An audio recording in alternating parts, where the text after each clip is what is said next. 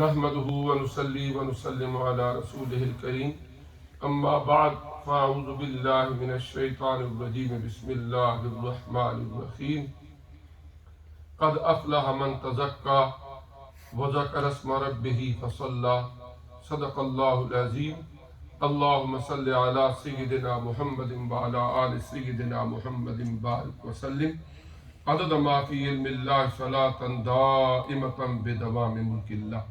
سبحان اللہ. میرے انتہائی مشفق و مہربان پیر طریقت جناب برادرم صاحبزادہ پیر محمد طیب الرحمن قادری صاحب دامت برکاتکم العالیہ، آپ کے برادر اصغر، دیگر برادران اسلام، السلام علیکم ورحمۃ اللہ وبرکاتہ. سب سے پہلے تو میں پیر صاحب کا شکر گزار ہوں کہ آپ نے مہربانی فرمائی اس بابرکت محفل میں دعوت دی اور مجھے آپ سے ہم کلام ہونے کا اور شرکت کا یہ موقع ملا، سعادت نصیب ہوئی، الحمدللہ.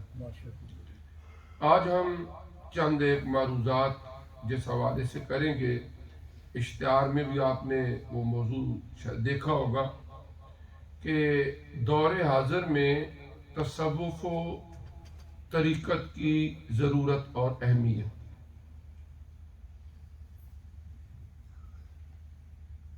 سب سے پہلے ہم یہ دیکھیں گے کہ تصوف و طریقت ہے کیا، کیونکہ قبلہ پیر صاحب سلسلہ قادریہ کی ایک عظیم علمی روحانی خانقاہ کے خانوادہ ہیں، اور تصوف و طریقت ہمارے دین کا ایک بنیادی حصہ ہے. اور حضور علیہ السلام کو جب اللہ تعالیٰ نے فرائض نبوت عطا فرمائے کہ آپ نے بحیثیت نبی اور رسول وہ کون سے فرائض ہیں جو بجا لانے ہیں، تو اس میں قرآن پاک فرماتا ہے وَيُعَلِّمُهُمُ الْكِتَابَ وَالْحِكْمَةَ وَيُزَكِّيهِمْ. ایک ہے کتاب و حکمت کی تعلیم اور ایک ہے تزکیہ نفس. اب حضور نبی کریم علیہ السلام نے اپنی مبارک زندگی میں جو کتاب و حکمت کی تعلیم تھی، دین کے جو بنیادی اساسی اجزاء تھے، ان کی تمام مبادیات، کلیات اور ان کے اصول آپ نے ارشاد فرما دیے. پھر وقت گزرنے کے ساتھ ساتھ آقا علیہ السلام کے انہی ارشادات عالیہ کی روشنی میں کئی ایک علوم کو ترتیب دیا گیا اور مدون کیا گیا. مثلاً حضور علیہ السلام کے زمانے میں کتابی صورت میں قرآن پاک موجود نہیں تھی. حضرت ابو بکر صدیق رضی اللہ تعالی عنہ کے دور میں کتابی شکل میں قرآن پاک کی تدوین ہوئی. اسی طرح احادیث کی تدوین بعد میں ہوئی، اور جو لوگ تصوف کا انکار کرتے ہیں کہ جی نبی کریم علیہ السلام کے زمانے کے اندر تصوف کی یہ شکل نہیں تھی، بعد میں کیسے بن گیا، تو انہیں پہلے یہ دیکھنا چاہیے کہ تم کہتے ہو کہ جی ہم بخاری کو مانتے ہیں، ہم مسلم کو مانتے ہیں، ہم سیاستہ کی کتابوں کو مانتے ہیں، تو نبی کریم علیہ السلام کے زمانے کے اندر تو کتابی صورت میں حدیث کی کوئی ایک کتاب بھی نہیں تھی. حضرت امام مالک رحمت اللہ علیہ نے موطا امام مالک اس کو ترتیب دیا، مسند امام ابو حنیفہ رحمت اللہ علیہ یہ ابتدائی کتب میں سے ہیں، اور پھر اس کے بعد آہستہ آہستہ کر کے دیگر کتب احادیث جو ہیں وہ مدون ہوئی. تو کہنے کا مطلب یہ ہے کہ جس طرح احادیث مبارکہ، علم کلام، قرآن پاک، ان کی تدوین بعد میں ہوئی، اسی طرح وَيُزَكِّيهِمْ کی بنیاد پر تصوف کی بھی تدوین بعد میں ہوئی. لیکن اس کی اصل حضور علیہ السلام کے زمانے میں ایسے ہی موجود تھی جیسے اصول حدیث، اصول تفسیر، تدوین قرآن، تدوین حدیث، تدوین فقہ، ان سب کی اساس موجود تھی. اور جہاں تک اس بات کا تعلق ہے کہ کیا تصوف حضور علیہ السلام کے زمانے کے بہت بعد کچھ لوگوں کی ایجاد ہے؟ نہیں. ایک میں لطیفہ سمجھ لیں یا دلچسپی والی بات سمجھ لیں. ایک دفعہ اپنی مسجد میں ظہر کی نماز میں نے پڑھائی تو کوئی ایک شخص سے انہوں نے نماز پڑھی تو نماز کے بعد کہنے لگے جی کہ آپ سے ایک بات میں نے پوچھنی ہے. تو میں نے پوچھا کیا؟ انہوں نے کہا ایک سوال ہے میرے ذہن میں، اس کا جواب. میں نے پوچھا کیا سوال؟ کہنے لگے جی دیکھیں آپ کہتے ہیں کہ یہ تصوف جو ہے یہ اسلام کا حصہ ہے، تو حضور علیہ السلام کے زمانے میں تو تصوف تھا ہی نہیں، یہ تو کوئی تابعین، تبع تابعین کے زمانے میں، حضرت امام حسن بصری رحمۃ اللہ کے زمانے میں بعد میں شروع کیا گیا. تو آپ مجھے یہ بتائیں کہ یہ تصوف شروع کہاں سے ہوئے؟ تو میں نے کہا حضرت آدم علیہ السلام سے. آپ تو کہتے ہیں نا کہ حضور علیہ السلام کا زمانہ، صحابہ کرام کا زمانہ، تو وہ کہتے ہیں جی کہ میں نے کہا تصوف کا آغاز حضرت آدم علیہ السلام کے زمانے سے ہوا ہے. وہ کہنے لگے جی اس کی کوئی دلیل، کوئی ثبوت؟ تو میں نے عرض کی کہ جب ہم مختلف انبیاء کرام ان کے نام لیتے ہیں، جس طرح لا الہ الا اللہ محمد الرسول اللہ صلی اللہ علیہ وسلم، حضرت عیسیٰ روح اللہ، حضرت اسماعیل ذبیح اللہ، حضرت ابراہیم خلیل اللہ، حضرت موسیٰ کلیم اللہ، اسی طرح ہر نبی کے دور میں جو ان کی امت کے لیے ایک کلمہ طریقہ کار تھا. میں نے کہا آپ مجھے یہ بتاؤ کہ حضرت آدم علیہ السلام کے زمانے میں کیا کلمہ تھا؟ حضرت آدم صفی اللہ، حضرت آدم صفی اللہ. اور جو مادہ اشتقاق جہاں سے ڈیرائیو ہوا ہے تصوف، وہی ہے جس سے صفی نکلا ہے. تو اللہ تعالیٰ نے حضرت آدم علیہ السلام کو گویا صوفی کا لقب دیا، صفیون کا لقب دیا. اور جو صفیون ہے اس کا اور صوفی کا عربی میں ایک ہی معنی ہے. تو اللہ تعالیٰ نے حضرت آدم علیہ السلام کو صفی اللہ کہ آپ تصفیہ فرمانے والے ہیں، آپ تزکیہ فرمانے والے ہیں، آپ لوگوں کی باطن کو بھی پاک کرنے والے ہیں. تو اس تصوف کا آغاز تو وہاں سے ہی ہو گیا تھا. پھر ہر جتنے بھی نبی آئے وہ اپنے پاس بیٹھنے والوں کو جہاں پر شریعت کی تعلیمات سکھاتے، وہاں پر اللہ تبارک و تعالی کے وہ اولو العزم پیغمبر انہیں ان کا تزکیہ نفس بھی فرماتے. آپ دیکھیں نا قرآن پاک میں حضرت سیدنا سلیمان علیہ السلام کا ایک مشہور واقعہ ہے، وہ تخت بلقیس والا. میں اس ڈیٹیل میں تو نہیں جاتا، لیکن آپ ہی کے ایک صحابی تھے حضرت آصف بن برخیہ، آپ ہی کے تربیت یافتہ تھے، جو کئی ہزار میل دور ملکہ بلقیس کا تخت لمبا چوڑا سونے چاندی کی اس پر کڑھائی کی ہوئی کئی محلات کے اندر ہے. آنکھ جھپکنے سے پہلے، آنکھ بلنک کرنے سے پہلے تخت بلقیس وہاں حاضر تھا. تو یہ حضرت سلیمان علیہ السلام کے اس امتی کی کرامت تھی جو حقیقت میں حضرت سلیمان علیہ السلام کا معجزہ تھا. تو انہوں نے جو تربیت کی، جو تزکیہ فرمایا، وہ اس طرح کا تھا کہ اللہ تعالیٰ نے حضرت سلیمان علیہ السلام کی اس امت کے ولی کو اتنا درجہ عطا فرما دیا کہ آنکھ جھپکنے سے پہلے پہلے تخت بلقیس کو لا کے حاضر کر دیا. یہ ہر نبی کے دور کے اندر ظاہری تعلیمات بھی رہیں اور باطنی کیفیات بھی اللہ تعالیٰ اپنے نبیوں کو عطا فرماتے رہے. وہ ان کا تزکیہ بھی کرتے اور ان کی ظاہری تعلیمات جو ہیں وہ بھی ان تک پہنچا. اب حضور نبی کریم رؤوف الرحیم صلی اللہ علیہ وآلہ وسلم آپ جس شریعت کو لے کر آئے، جس دین کو لے کر آئے، ہم دیکھتے ہیں کہ اس دین کے بنیادی طور پر دو حصے ہیں.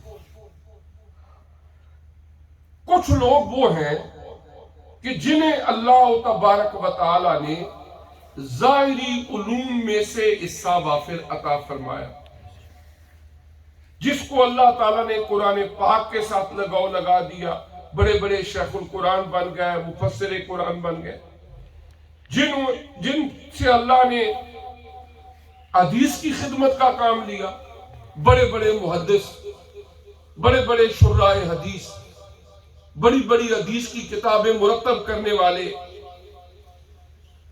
وہ لوگ جن سے اللہ پاک نے فقہ کی تدوین کا، تخریج کا اور اس کی خدمت کا کام لینا تھا، اللہ تبارک و تعالی نے انہیں فقیہ بنا دیا، بڑے بڑے امام ہیں فقہ.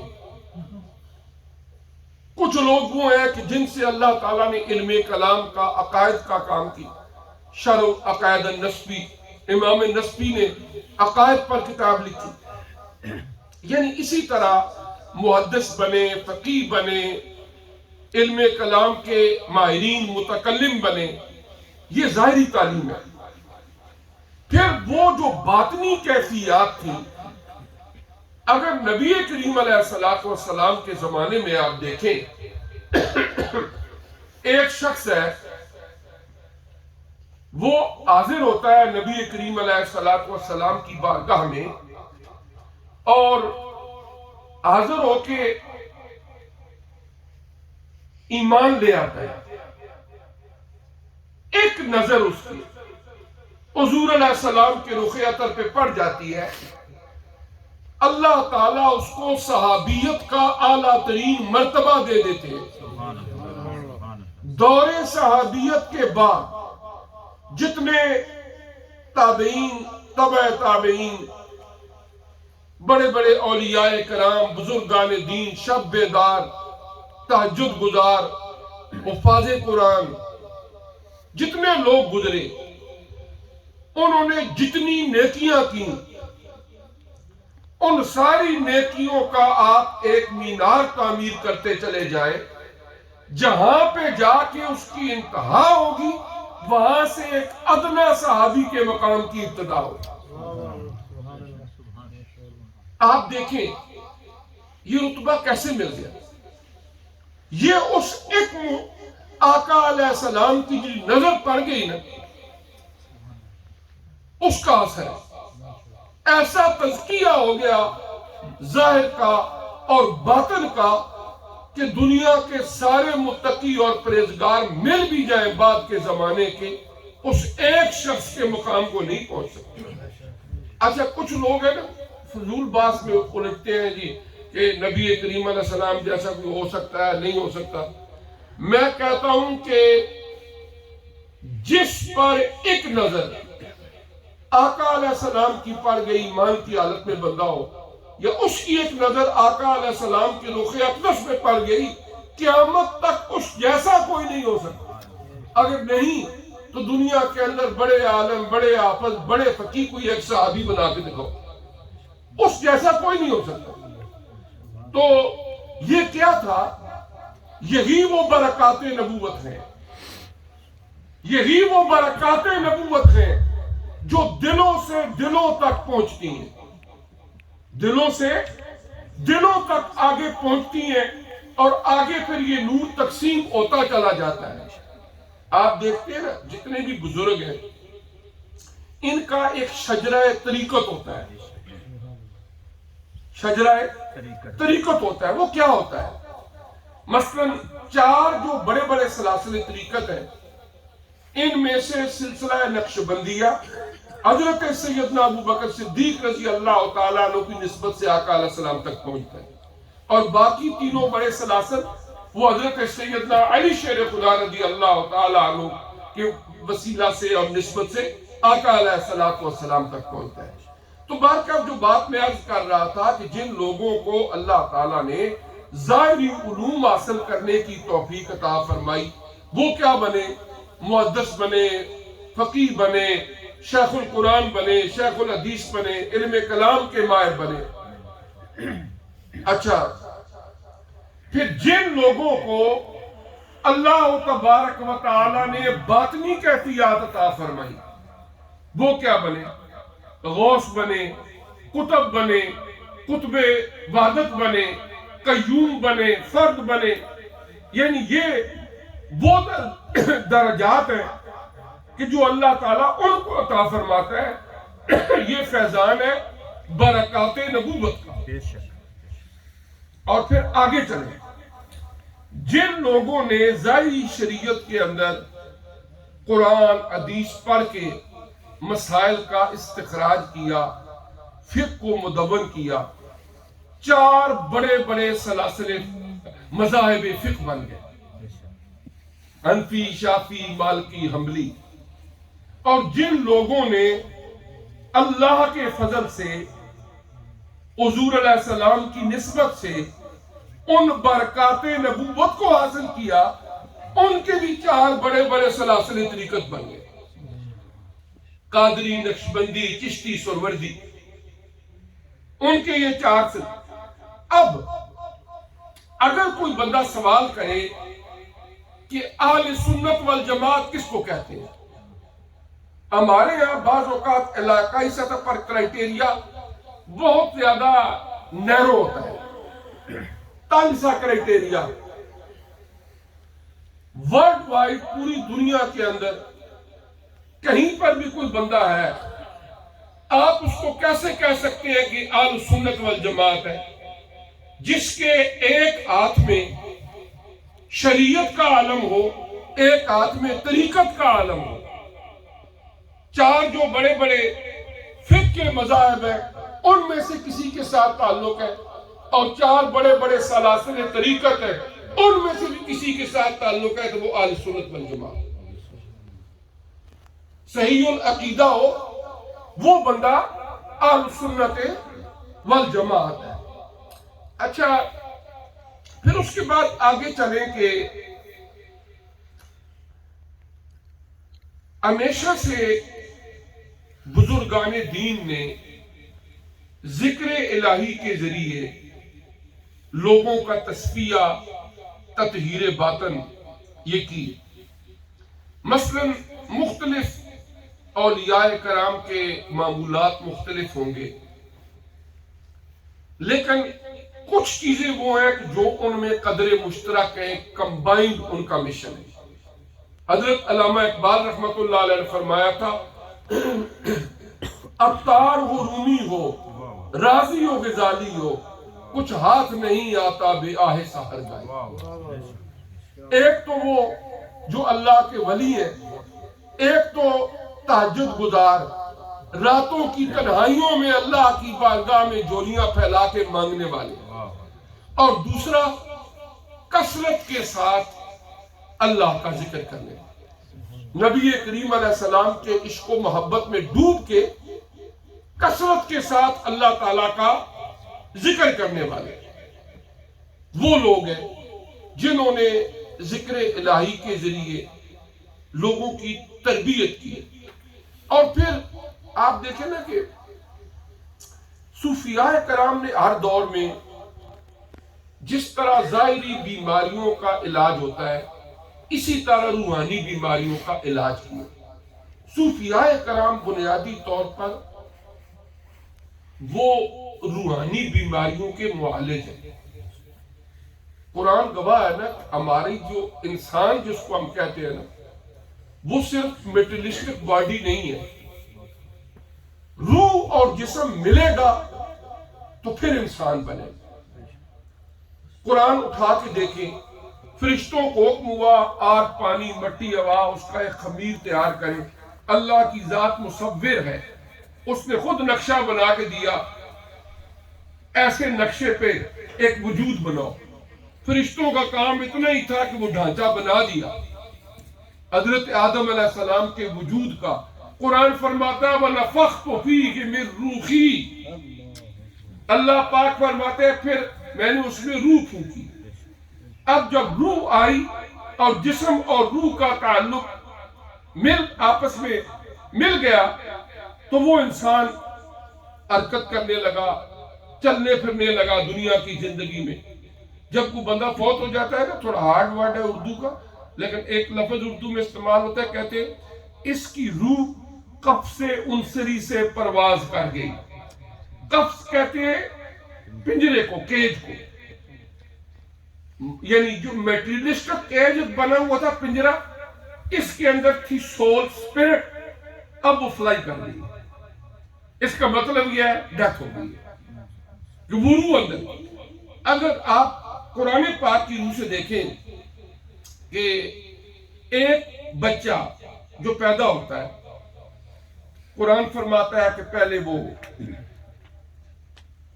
پانی کا قطرہ ہے، پھر جمع ہوا خون ہے، پھر گوشت کا لوتھڑا ہے، پھر اللہ ہڈیاں بناتا ہے، ہڈیوں پر گوشت چڑھاتا ہے۔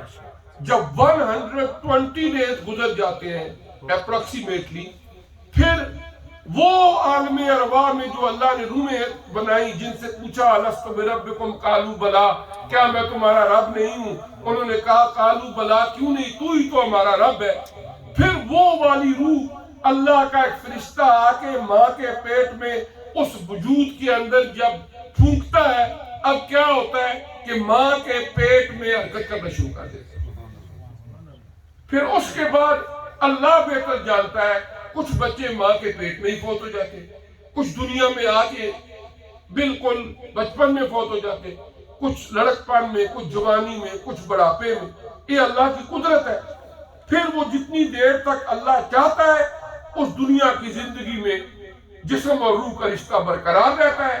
جس وقت اللہ تعالیٰ کی ذات چاہتی ہے، ایک نظام بنا ہوا ہے، اس روح نے اس جسم سے نکل جانا ہے اور ہم کہتے ہیں کہ بندے پر موت آئی ہے۔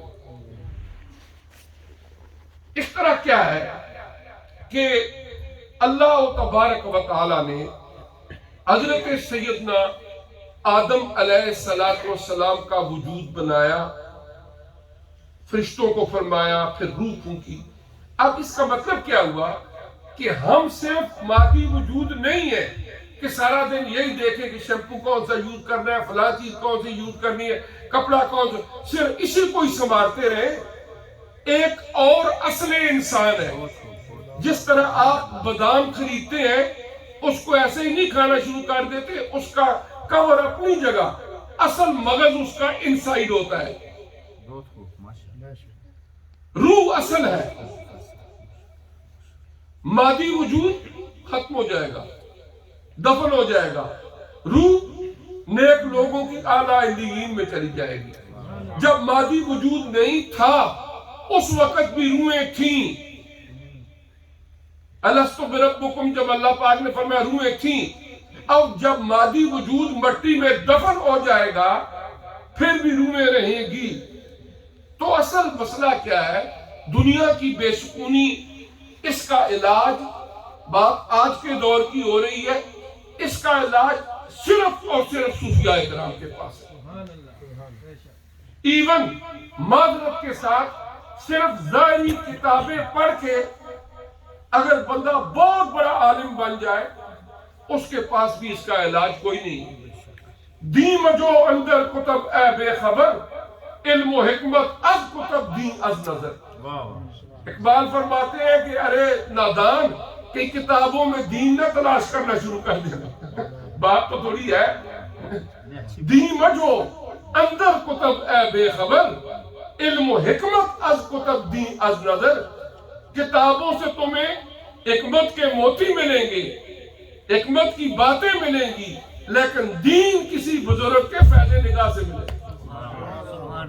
دین کسی کے بزرگ کے فیض. آپ دیکھیں نا، کون سی آج کہتے ہیں نا فلاں بندہ اس نے پنجاب یونیورسٹی سے اسلامک اسٹڈیز میں ماسٹر کیا ہے، ایم فل کیا ہے، پی ایچ ڈی کیا ہے، بہت بڑا اسکالر ہے، وہ جناب آئے گا ٹی وی پر لیکچر دے گا، اس کی بات بڑا علم ہے اس کے پاس.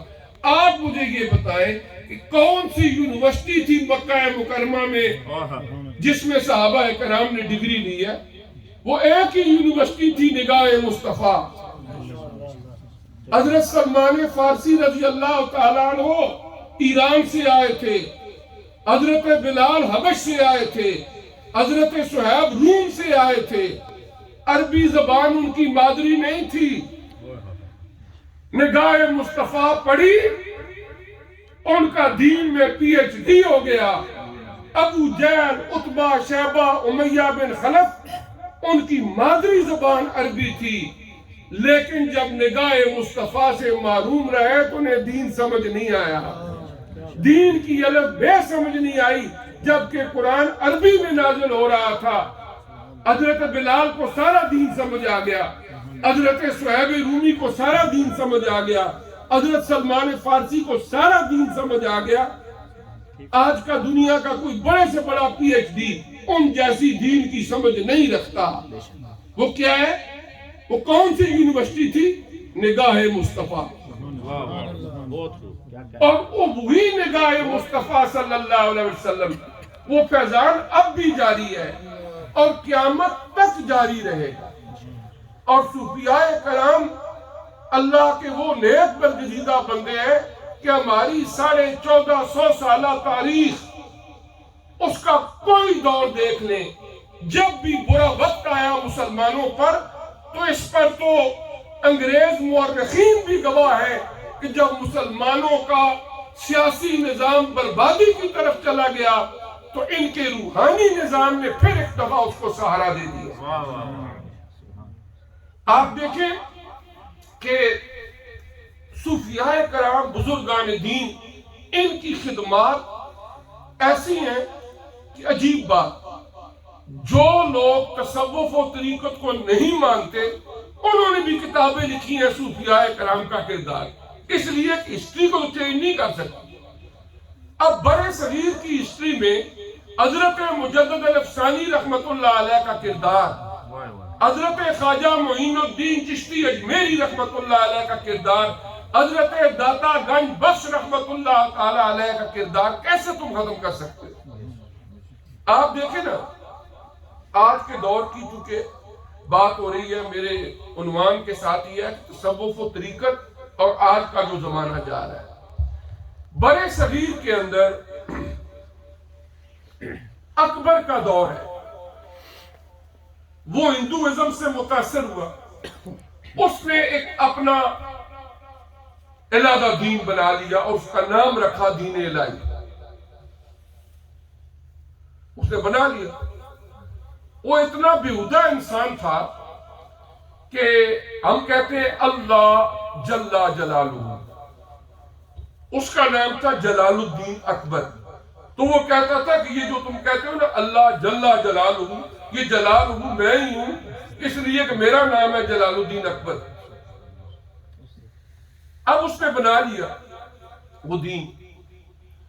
ہر دور کے اندر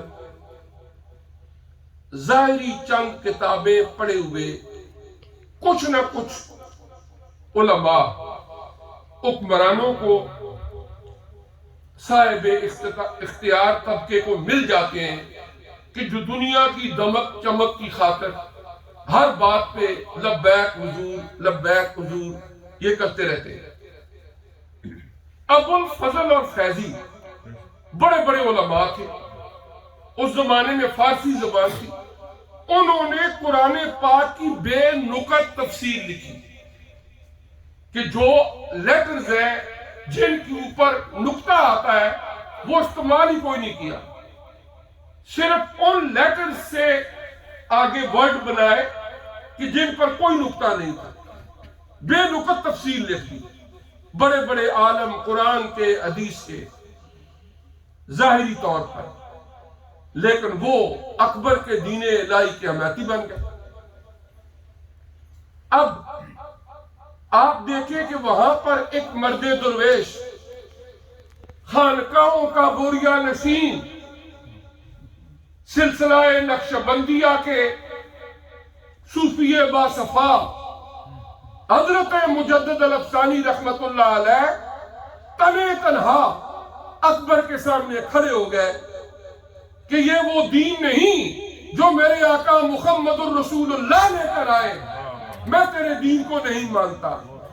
obviously اس کے پاس طاقت تھی، اذیتیں دیں، تکلیفیں دیں، لیکن حضرت مجدد الافسانی رحمت اللہ علیہ جیلیں کاٹی، تکلیفیں برداشت کی، لیکن ایک ذرا بھر بھی اپنے موقف سے پیچھے نہیں ہٹے۔ اس کا نتیجہ کیا ہوا؟ اکبر ابو الفضل فیضی قیامت تک ان پر لعنتیں پڑتی رہیں گی، لیکن حضرت مجدد الافسانی رحمت اللہ علیہ کا فیضان آج بھی کروڑوں دلوں کو روشن کر رہا ہے۔ آج بھی ان کا ادب سے نام لینے والے کروڑ ہاں انسان اس زمین پر موجود ہے اور قیامت تک موجود رہیں گے، اگرچہ بظاہر انہوں نے تکلیفیں اور پریشانیاں جھیلی، لیکن ظاہری طور پر جنہوں نے سونا چاندی کوٹھیاں بنگلے ابو الفضل فیضی نے لے لی ہوں گے، لیکن قیامت تک لعنت کا طوق ان کے گلے کا ہار رہے گا کہ انہوں نے میرے نبی کے دین کے ساتھ غداری کی۔ اب آئے آج کے دور میں سعودی عرب، وہاں پر پچھلے تقریباً 90 سال سے زیادہ عرصہ گزر گیا ہے جب سے خلافت عثمانیہ ختم ہوئی ہے۔ وہاں پر ایک ہی بات کہ تصوف کا اسلام سے کوئی تعلق نہیں۔ یوٹیوب پہ چلے جائیں، فیس بک میں چلے جائیں، وہاں پر ان کے ساتھ جا کے مل جائیں، کسی کو پگڑی پانا وہ دیکھ لیتے کہتے صوفی صوفی انت صوفی، تو اس کے خلاف ہو جاتے ہیں۔ آپ آج عمرے پہ جاتے رہتے ہیں۔ صوفیاء اکرام کے خلاف ایک مہم انہوں نے چلائی۔ آج کیا ہے؟ جنت البقیع میں سارے نشان مٹا کے رکھ دیے۔ اب ہم وہاں جاتے ہیں، وہاں حضرت سیدنا عثمان غنی رضی اللہ تعالیٰ عنہ کا مزار ہے، قبر انور ہے، حضرت امام حسن رضی اللہ تعالیٰ عنہ، سیدۃ النساء عالمین حضرت سیدہ فاطمہ الزہرا رضی اللہ تعالیٰ عنہ کی قبر انور ہے۔ نشان ہی نہیں ہے، بس اندازے سے ہم کو یہ بتا دیں جی یہ ہوگی یہ ہوگی، دعا کر لیتے ہیں، لیکن جتنے نشان تھے جب سے آئے سلمان خان اس کا پنجہ ثبت کر کے قیامت پتہ نہیں کب تک کہتے ہیں ہم نے اس کو زندہ رکھنا ہے، اس کو ہم نے زندہ رکھنا ہے۔ جتنی بے حیا عورتیں ان کو وہاں پر لے جا کے ان سے گلے مل رہے ہیں۔ اب کیا ہے؟ وہاں پر جتنے وہ علماء جو ذرا ذرا سی بات پر شرک کے اور کفر کے فتوے لگانے والے تھے، وہ سارے کے سارے علماء خاموش ہیں، ان کی زبانیں گنگ ہیں۔ اگر کوئی مجھ سے پوچھے اس کی وجہ کیا ہے تو میں یہی کہوں گا کہ یہ سارے ابو الفضل اور فیضی ہیں، وہاں ضرورت ہے کسی حضرت مجدد الافسانی کی۔ سبحان اللہ، نعرہ تکبیر، نعرہ رسالت، وہاں کسی حضرت مجدد الافسانی کی ضرورت ہے، وہاں اس طرح کے لوگوں کی ضرورت نہیں۔ انہوں نے اپنے ذاتی دیکھیں نا، ایک بندہ حرم مکہ کا کئی سال امام رہتا ہے اور آج وہ کہتا ہے کہ میرا دل کرتا ہے کہ میں ہالی ووڈ کا ایکٹر بن جاؤں، آن دا ریکارڈ ہے اخباروں میں۔ مطلب یہ ہے کہ وجہ کیا ہے؟ میں کہتا ہوں ایک ہی وجہ ہے کہ وہ تصوف سے دور ہے۔ آج اگر کسی اللہ کے نیک بندے نے اللہ کے ذکر کی ضربوں سے کوئی ان کا ایک لطیفہ روشن کیا ہوتا نا، ان کا لطیفہ کل بھی روشن ہوتا، خدا کی قسم ان حرکتوں میں نہ پڑتا۔ صرف وجہ کیا ہے؟ وجہ یہ ہے کہ دین سے دور ہے. ظاہری شریعت دین کے لیے ناکافی ہے. حضرت امام غزالی رحمت اللہ علیہ فرماتے ہیں کہ شریعت میں تصوف و طریقت کا علم حاصل کرنا فرض عین ہے. اس کی وہ دلیل دیتے ہیں. وہ دلیل کیا دیتے ہیں؟ وہ فرماتے ہیں کہ دیکھیں، کوئی بندہ نماز پڑھتا ہے، روزہ رکھتا ہے، حج کرتا ہے، فقہائے کرام سارے مسائل بیان کرتے ہیں، کیسے وضو کرو، کیسے نماز پڑھو، کیسے روزہ رکھو، کیسے حج کرو، کیسے زکوٰۃ دو. لیکن ایک بات وہ بھی کہتے ہیں کہ اگر یہ بندہ تقوی پرہیزگاری کے ساتھ خالص نیت کے ساتھ عبادت نہیں کرے گا تو اللہ کے یہاں کماعت مقبول نہیں ہوگی. وَيْلٌ لِّلْمُصَلِّينَ الَّذِينَ هُمْ عَنْ صَلَاتِهِمْ سَاهُونَ. ہلاکت ہے ان نمازیوں کے لیے جو لوگوں کو دکھانے کے لیے نمازیں پڑھتے ہیں. وہ فرماتے ہیں کہ بتاؤ، آپ نے مسئلے تو سارے، ایک بندے نے بہت اچھا وضو کیا، نماز پڑھی، لیکن پڑھی دکھاوے کے لیے. اب وہ چیز جو نیت کو اندر سے خالص کرے وہ کہاں سے لے کے آؤ گے؟ کون سی دکان ہے؟ وہ ہے طریقت. وہ کہتے ہیں اس لیے شریعت کا ظاہری علم کے ساتھ ساتھ باطنی علوم اور تصوف و طریقت کا اصول فرض عین ہے. حضرت امام مالک رحمت اللہ علیہ کا ایک قول شیخ عبدالحق محدث دہلوی رحمت اللہ علیہ نے اشیاۃ اللمعات شرح مشکات شریف میں لکھا ہے حدیث جبریل کے ضمن میں: من تصوف ولم يتفقه فقد تزندق ومن تفقه ولم يتصوف فقد تفسق ومن جمع بینہما فقد تحقق. کہ ایک بندہ تصوف کی تعلیم حاصل کرتا ہے، چلے کاٹتا ہے، لیکن ظاہری شریعت پر عمل نہیں کرتا، نہ نماز، نہ روزہ، نہ کچھ اور، باجی میں چلے کاٹ رہا ہوں. خطرہ یہ ہے کہ وہ بے دین ہو کر دنیا سے جائے گا. ایک بندہ ظاہری کتابیں پڑھ لیتا ہے لیکن کسی اللہ کے برگزیدہ بندے کے سامنے حاضر ہو کے اکتساب فیض نہیں کرتا، خطرہ یہ ہے کہ یہ فسق و فجور میں مبتلا ہو جائے. اور جو بندہ ظاہری شریعت پر عمل بھی کرتا ہے اور سیکھتا بھی ہے اور طریقت کے رستے کو بھی اپناتا ہے، فقط تحقق، فرماتے ہیں کہ وہ بندہ ہی حق پر، وہ بندہ ہی برحق ہے، حق کے رستے پر ہے. اور یہ دونوں چیزیں جب ایک وجود میں جمع ہوں، یہ ہے ہمارے دین کا تقاضا. ہمارے یہاں تھوڑی سی پرابلم یہ بن گئی ہے کہ کہتے ہیں جی یہ علماء ہے، یہ صوفیاء ہے، یہ بھی بدعت ہے. حضرت یہ بھی ایک نئی بدعت ہے. اسلام میں ایسا کوئی کنسپٹ نہیں ہے کہ ایک بندہ صرف صوفی بن کے سائد پہ ہو، بلکہ کیا ہے کہ صحابہ کرام رضوان اللہ تعالیٰ وہ ایک ہی وجود کے اندر جب ظاہری شریعت بھی آتی ہے اور باطنی طریقت بھی آتی ہے تو پھر وہی اللہ تبارک و تعالیٰ کا بندہ جو ہے، اللہ تبارک و تعالیٰ اس سے آگے فیضان لوگوں کو پہنچاتا. آپ دیکھیں نا، حضرت امام ابو حنیفہ رحمت اللہ علیہ، حضرت امام احمد بن حنبل رحمت اللہ علیہ، حضرت امام شافعی، حضرت امام مالک، بظاہر بڑے بڑے فقہ کے امام، لیکن کسی نہ کسی صوفی کی بارگاہ میں بیعت کر کے ہمیں اکتساب فیض کرتے ہوئے نظر آتے ہیں. وہ صرف فقی نہیں تھے، وہ صوفی بھی تھے.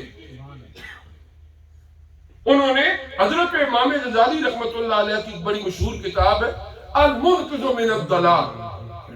ہمارے دوست ہیں بیر شیخ کے پڑھے ہوئے علامہ ارشد صاحب، انہوں نے اس کا ترجمہ کیا ہے اجالوں کا سفر. ضیاء القرآن پبلیکیشن نے اس کو پبلش کیا ہے لاہور سے.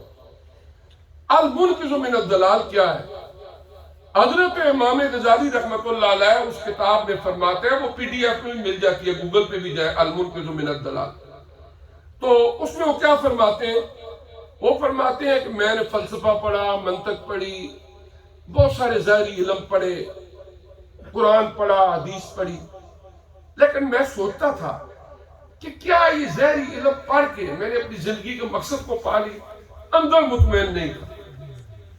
وہ کہتے ہیں کہ پھر مجھے جواب آتا نہیں، یہ جو 4 کتابیں تو نے پڑھ لی ہیں، اس سے اندر مطمئن نہیں ہے کہ میں نے اپنے مقصد زندگی کو پا لیا۔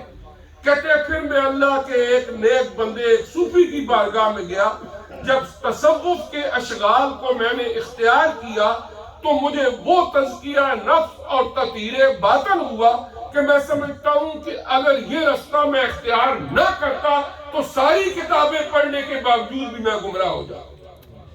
اس کا نام کیا ہے؟ المنقذ من الضلال، گمراہیوں سے نکالنے والی، کہ یہ وہ کتاب ہے کہ جو بندے کو گمراہی سے نکالنے والی۔ وہ فرماتے ہیں ظاہری کتابیں پڑھ کے بھی مجھے یہی تھا کہ میں گمراہ ہو جاؤں گا، لیکن جب بندہ کا دل بدلتا ہے، اندر کی دنیا بدلتی ہے، اور وہ اللہ کے نیک بندوں کی بارگاہ میں حاضر ہو کے پھر ہی اللہ تبارک و تعالیٰ کا وہ کرم ہوتا ہے۔ اس لیے کہ دنیا میں آج تک کوئی بندہ از خود کتابیں پڑھ کے دین نہیں سیکھ سکا۔ خانہ کعبہ شریف موجود، مطاف موجود، حجر اسود موجود، صفا مروہ موجود، مینار فات مزدلفہ موجود، وہاں انبیاء کرام کی قبور موجود، لیکن حرم کعبہ میں 360 بت پڑے ہوئے ہیں اور لوگ ان کی پوجا کر رہے ہیں۔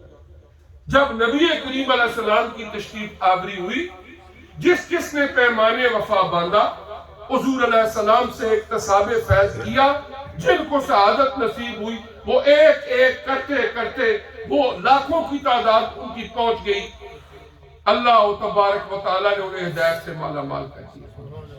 تو بات عرض کرنے کا مقصد یہ ہے کہ تصوف و طریقت یہ کوئی نئے دور کی ایجاد نہیں ہے، نہ یہ تابعین تبع تابعین کے دور کی ایجاد ہے، یہ تو آدم علیہ السلام سے سلسلہ چلا آ رہا ہے، اور اللہ پاک نے حضور نبی کریم صلی اللہ علیہ وسلم کے فیضان کو تو اتنا عام فرما دیا کہ حضور علیہ السلام کی ایک نظر مبارک سے کہاں سے کہاں، بلکہ آپ کی آگے جو فیضان کو تقسیم کرتے کراتے کئی بزرگوں کے آپ احوال واقعات کرامات پڑھے، ابھی وقت نہیں ہے، اللہ پاک انہیں کتنے درجے عطا فرما دیتا ہے۔ تو یہ ہے کہ پھر ایک سوال اور آخری کہ پھر لوگ تصوف کا انکار کیوں کرتے ہیں؟ جو دین دشمن ہیں انہوں نے جب انالیسس کیا کہ ہمارے جو بڑے تھے ان کو ناکوں چنے چبانے والے جو لوگ تھے، 200 سال کی صلیبی جنگوں میں جو لوگ صلاح الدین ایوبی کے ساتھ برسر پیکار تھے، وہ حضور غوث اعظم الشیخ عبد القادر جیلانی اور بڑے بڑے صوفیاء کرام کی بارگاہ سے فیض یافتہ تھے، اور انہوں نے کیا کیا کہ تصوف کا انکار کر دو، لیکن بحمد اللہ تعالی کبھی یہ سازش کامیاب نہیں ہوئی، اور اللہ تبارک و تعالی نے جہاں پر اس پورے دین کی حفاظت فرمائی ہے وہاں پر ظاہری تعلیمات بھی انشاءاللہ قیامت تک محفوظ رہیں گی، اور برکات نبوت کا فیضان بھی قیامت تک چلتا رہے گا، اور یہ تقسیم ہوتا رہے گا۔ اور ظاہری شریعت بہت اہم ہے، لیکن اس کے ساتھ ساتھ اسی طرح باطنی طریقت جو ہے یہ بھی اتنی اہم ہے، اس لیے کہ اس کے بغیر ہمارا دین مکمل ہو ہی نہیں سکتا۔ اگر ہماری آنکھ میں کوئی تکلیف ہو، ہم پاکستان جائیں، وہاں ریلوے اسٹیشن کے اوپر بندے بیٹھے ہوتے ہیں، آؤ میں آپ کا آپریشن کر دوں آنکھ کا، آپ لمبے پڑ جائیں گے؟ نہیں، کیوں؟ آپ کو پتہ ہے وہ پتہ نہیں کون بندہ بیٹھا ہوا ہے، میری آنکھ چیر دے گا، اتنی عقل ہے نا بندے کے اندر، لیکن جب آپ کی آنکھ کو تکلیف ہوتی ہے، آئی اسپیشلسٹ ہوتا ہے، اس کے سامنے بالکل آپ بیٹھ جاتے ہیں، ٹھیک ہے آپریشن کرو جو بھی کرو. ہماری عقل فکر اتنی ہے نا اپنے وجود کے حوالے سے. اسی طرح اگر کوئی بندہ جعلی پیر بن کے لوگوں کو گمراہ کرتا ہے تو وہاں پر بھی اللہ نے یہی عقل دی ہوئی ہے. وہاں پر بھی آپ سمجھ سکتے ہیں کہ یہ جو بندہ ہے یہ مجھے روحانی تربیت کی بجائے کدھر لے کے جا رہا ہے. اس سے بھی بچ کے اس سے ہی بندہ تلاش کر کے، جیسے اللہ کے نیک بندے ان کی بارگاہ میں بیٹھ کے آپ اکتساب فیض کر سکتے ہیں. اگر دنیا میں جھوٹی خدائی کے دعوے دار ہو سکتے ہیں، جھوٹی نبوت کے دعوے دار ہو سکتے ہیں، تو کیا جھوٹی ولایت کے دعوے دار نہیں ہو سکتے؟ تو اگر جھوٹی خدائی کا دعویٰ کرے تو کیا تم سچے خدا کا انکار کر دو گے؟ اگر جھوٹی نبوت کا دعویٰ کرے تو سچے نبی کا انکار کر دو گے؟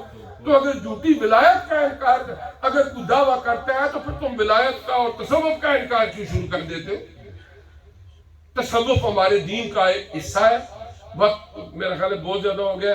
اللہ پاک مجھے بھی آپ کو سمجھنے کی عمل کی توفیق دے. قبلہ پیر صاحب جو ایک عظیم قادری سلسلہ کے ساتھ الحمدللہ آپ کا تعلق، ہمارا علاقہ بھی ایک ہے، میرا وہاں آنا جانا الحمدللہ. ان کے دادا جان کا جام بزار، وہاں پر بے شمار بہت سارے واقعات ہیں جو یہاں پر اکثر بیان کرتے بھی رہتے ہیں. ان کی کرامات ہے اور اس کے علاوہ ان کا فیضان ہے وہاں. اور ہمارے ہری پور کے اندر الحمدللہ اس دل کا جو علاقہ ہے چھوٹ شیف جو عظیم دربار ہے، وہاں سے وہ فیض یافتہ ہے. اور حضرت عبدالرحمن چھوبی رحمت اللہ علیہ انہوں نے جو 30 پاروں پر مشتمل وہ درود پاک لکھا، وہ بولتے جاتے تھے، ان کے دادا جان وہ لکھتے جاتے تھے. تو ایسی عظیم ہستیوں سے اکتساب فیض کیا. اور میرے لیے یہ سعادت ہے کہ الحمدللہ آج ان بزرگوں کا نام بھی لینا ہمارے لیے باعث سعادت ہے. انشاءاللہ اللہ تبارک و تعالی ہمیں بھی ان کی برکتیں نصیب فرمائے گا. اللہ کریم ان کے فیضان کو عام فرمائے.